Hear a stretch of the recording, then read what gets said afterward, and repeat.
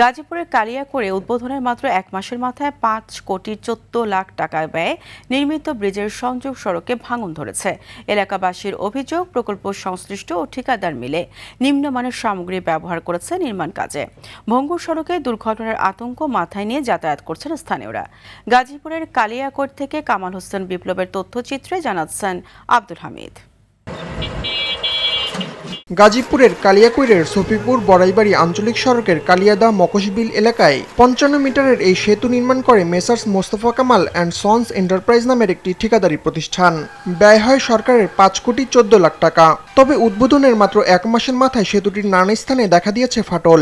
ধসে পড়ছে সংযোগ সড়ক ও সেতুরক্ষা বাঁধের বিভিন্ন অংশ।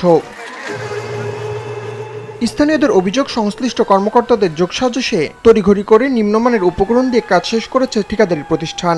এখানে কিভাবে মাটিটা থাকবে, এখানে বিটি মাটি দেওয়ার কথা, এখানে লাল মাটি শুধু ফেলানো হয়েছে। সম্পূর্ণ অনিয়ম এবং দুর্নীতি রাস্তার মধ্যে। এখানে বাধা কেউ ছিল না। সরকারের লোক আসছে, ওনার সাথে কি যেন পকেটে হাত দিয়ে দেখা করে সাথে সাথে চলে গেছে। আমরা স্পষ্ট দেখছি সরকারের লোকের কন্ট্রাক্টর অনিয়মের কারণে আজকে আমরা এই এলাকাবাসী এই দুর্ভোগের শিকার হয়েছে। এখানে যদি শুধু সিমেন্ট দেওয়া করা করে করতো তাহলে ওই দুইসা পরে দেওয়ার প্রশ্ন আসে না। এই দেন পরিস্থিতি, বালু সব চলে গেছে, এই ১ মাস হয় নাই পুরোপুরি। এইভাবে যদি চলতে থাকে তাহলে পরিস্থিতি আমাদের দেশের অবস্থাটা কি দাঁড়াবে। সিমেন্টের বদলে মাটি ব্যবহার করেন বা কার্পেটিং এ যদি গাফলতি করেন সেক্ষেত্রে তো সমস্যায়।